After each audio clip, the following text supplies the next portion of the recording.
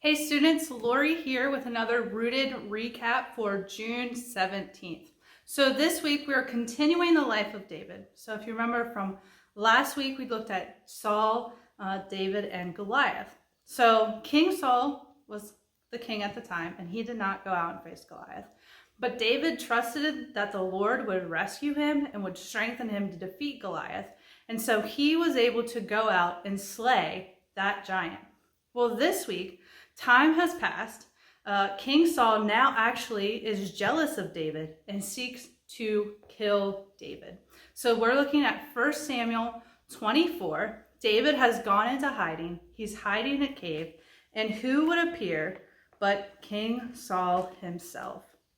And so 1 Samuel 24 tells us that King Saul was chasing after David with 3,000 of his armed men. And on the way, they found a cave, and King Saul went into the cave to relieve himself. He had to go to the bathroom. And so he goes into this cave to relieve himself. But what he doesn't know is David is in there hiding. And David's men are like, now is the perfect time for you to get your revenge on King Saul, for you to defend yourself, to kill your enemy, and to take the crown of Israel. So what does David do?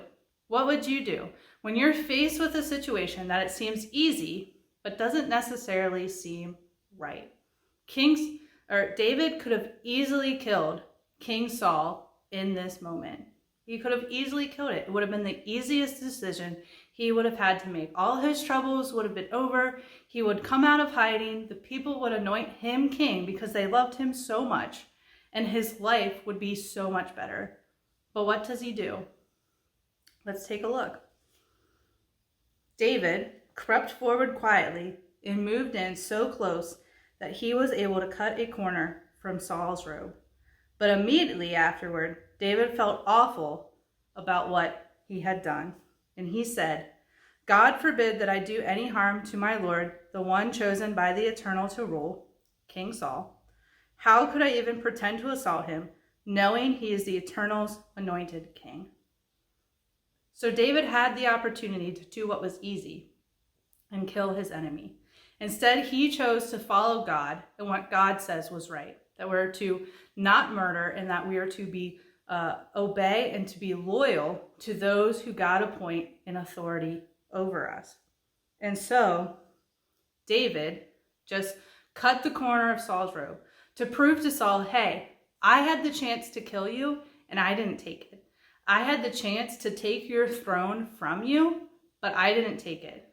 God is going to judge between the both of us, and he is going to say which one of us is in the right. And so if I have done anything wrong against you, may God, reprimand me for it. But God's also going to reprimand you for what you have done to me.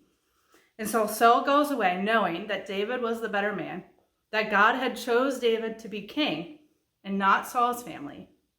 And David went away knowing that he did what was right in God's eyes, not in the eyes of his men, not what was expected of him from his armies, but what was expected of him from God. And so in our lives, we're going to be faced with times where we're going to be put in situations where we're going to have to choose between what is going to be easy to do or what's right to do. Is it easy to just go along with the crowd of what everyone else is doing and listen to them? Is that always right? No, it's not. We need to make sure that we're following God and God's rules and God's commands for our lives. Because in the end, God is the one who makes us prosper. Not ourselves, not the other people around us. It's God. And so God would eventually avenge David for what Saul had did to him. Saul would end up dying by the Philistines, and David would become king. It wasn't right away. David had to be patient and wait, but he trusted God, that God would avenge him, that God would rescue him, and that God was his Lord, and that he would conquer his foes. And so he writes this in Psalm 57. "My heart is ready, O God. My heart is ready, and I will sing. Yes, I will sing praise. I will offer you my thanks, O Lord, before the nations of the world. I will sing of your greatness no matter where I am."